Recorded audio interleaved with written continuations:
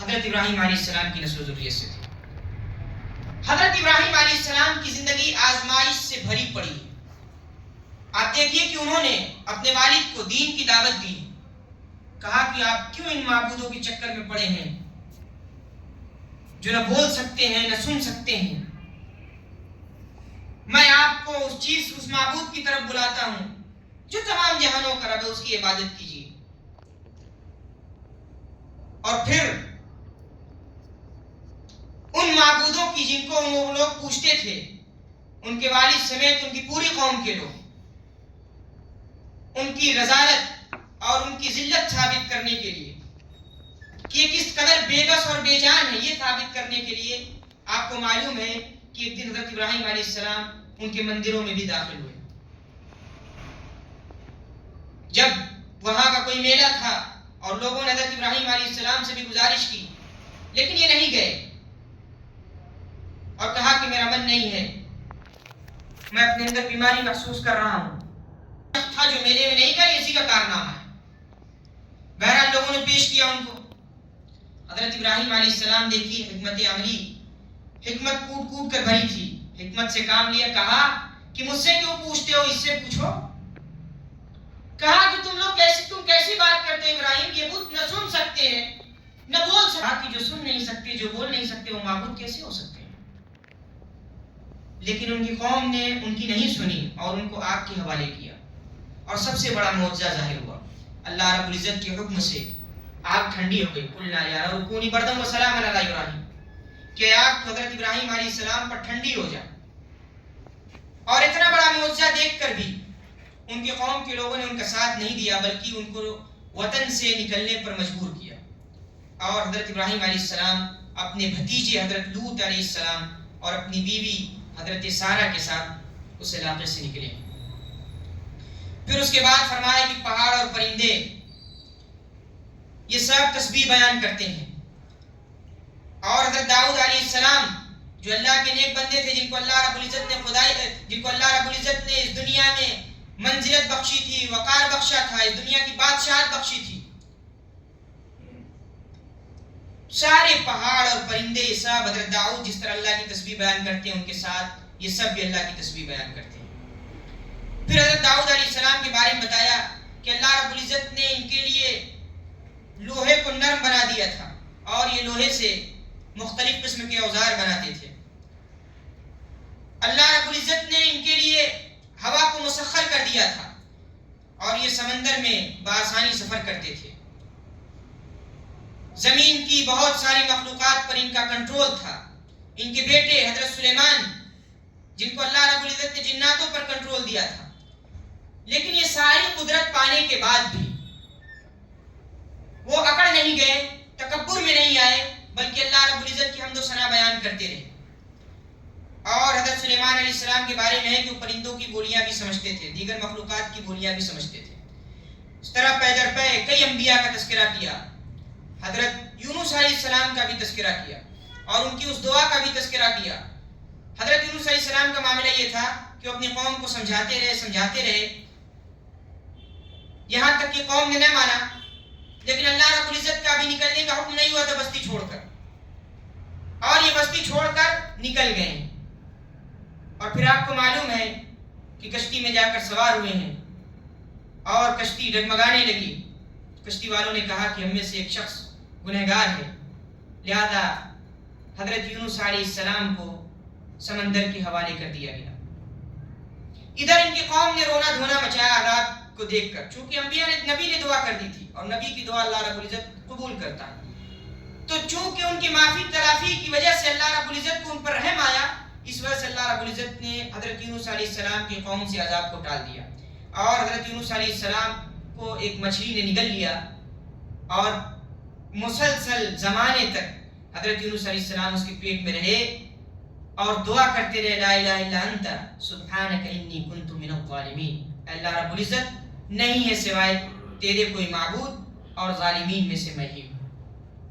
اور پھر اللہ رب العزت نے ان کو معاف کیا۔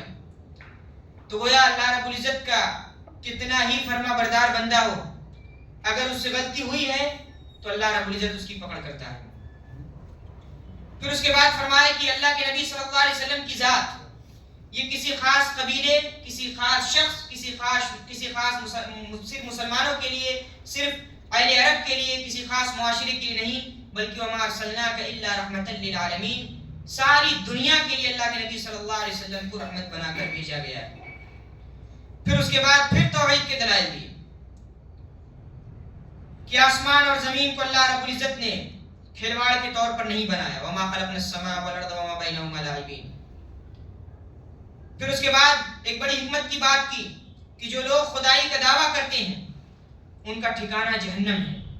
پھر فرمایا کہ انسان جلد باز واقع ہوا ہر عمل میں۔ آپ دیکھیے کہ مصیبتوں پر بہت جلدی گھبرا جاتا ہے اور بہت جلدی اپنے رب کو بھول جاتا ہے، نعمتیں ملتی ہیں تو یہ اس قدر جلدی میں رہتا ہے کہ خوب لوٹنے کے چکر میں رہتا ہے، تو ہر طرح سے انسان جلد باز ثابت ہوا ہے۔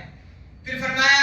کہ زمین ہر طرف سے گھٹتی چلی جا رہی ہے، اَنَّا نَأْتِي الْأَرْضَ نَنْقُصُهَا مِنْ أَطْرَافِهَا، ہم زمین کو گھٹاتے جا رہے ہیں۔ یہاں گھٹانے سے مراد یہ ہے کہ اللہ رب العزت، آپ ظاہر بات ہے کہ زمین پر آپ دیکھتے ہیں کہ زلزلہ بھی آتا ہے، زمین پر مصیبتیں بھی آتی ہیں، طوفان بھی آتا ہے، تو یہ سب چیزیں زمین کے گھٹنے میں شامل ہیں۔ پھر اس کے بعد اللہ رب العزت نے سورہ حج میں سب سے پہلے اس میں بھی قیامت کی ہولناکی کو پیش کیا کہ قیامت کا مرحلہ اس قدر ہولناک ہوگا کہ مائیں اپنے دودھ پیتے بچے سے غافل ہو جائیں گی،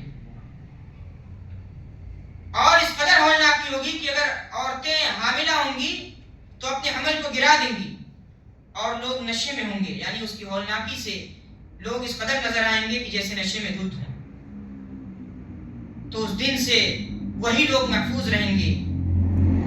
اس دن کی ہولناکی سے انہیں کو بچایا جائے گا جو اللہ رب العزت پر صدق دل سے ایمان لانے والے ہیں۔ پھر انسان کی تخلیق کے ساتھ مراحل کا تذکرہ کیا اور اس طرح کیا، یا ایھا الذین آمنوا ان کنتم فی ریب من البعث، اے لوگوں، یا الذین ان کنتم فی ریب من البعث، اے لوگوں اگر تمہیں اللہ رب العزت کے دوبارہ زندہ اٹھائے جانے میں کوئی شک ہے تو جان لو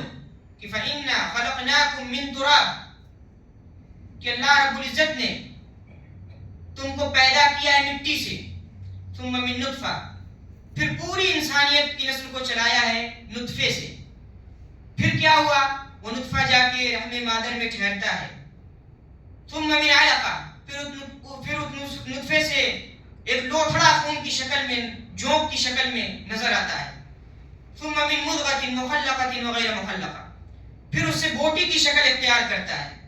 اور بوٹی شکل والی بھی ہوتی ہے اور بغیر شکل کی بھی، پھر ایک متعین مدت تک رحم مادر میں ٹھہرائے رکھتا ہے، ایک متعین مدت تک، پھر وہاں سے بچے کی شکل میں انسان کو نمودار کرتا ہے، پھر انسان اپنی بلوغت کو پہنچتا ہے، اور فرمایا کہ ان میں سے کچھ ایسے ہیں جن کو اللہ رب العزت موت دے دیتا ہے، ماں، آپ دیکھتے ہیں کہ یا تو ماں کی پیٹ میں بچہ مر جاتا ہے، یا ماں کے پیٹ سے نکلنے کے بعد مر جاتا ہے، یا کچھ عمر گزار کر مرتا ہے، اور کچھ لوگوں کو اللہ رب العزت ارذل العمر یعنی انتہائی بڑھاپے کے عالم تک چھوڑتا ہے، اور اس بڑھاپے کے عالم کو کہا گیا کہ وہ ایسے ہو جاتا ہے جیسے بچہ، یعنی پھر انسان کو بہت ساری چیزیں یاد نہیں رہتی۔ پھر 6 گروہوں کا تذکرہ کیا، مسلمانوں کا تذکرہ کیا، یہودیوں کا تذکرہ کیا، صابیوں کا تذکرہ کیا، عیسائیوں کا تذکرہ کیا، مشرکین کا تذکرہ کیا، اور مجوس یعنی آگ پرست قوم جو تھی اس کا تذکرہ کیا، صابی ستارہ پرست قوم تھی،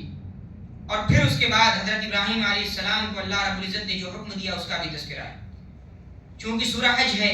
اور اس میں حضرت ابراہیم علیہ السلام کو حج کے اعلان کا حکم دیا گیا تھا کہ آپ لوگوں کو آپ لوگوں کے درمیان حج کا اعلان کیجئے اور لوگوں کو بلائیے، لوگ آئیں اللہ رب العزت کے گھر کی عبادت کریں، وہاں رہ کر اللہ رب العزت کی عبادت انجام دیں اور اللہ رب العزت کی رضا حاصل کریں، اور فرمایا کہ پھر قربانیاں انجام دیں، اور آپ جانتے ہیں کہ جب لوگ حج سے فارغ ہوتے ہیں میدان عرفات سے، پھر جا کر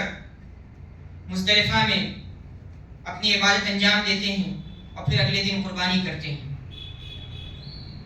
تو فرمایا کہ اس میں تم خود بھی کھاؤ اور محتاجوں اور فقیروں کو بھی اس گوشت کو کھلاؤ تاکہ تمہارے اعمال صالحہ میں اضافہ ہو۔ پھر مشرکین की एक मिसाल दी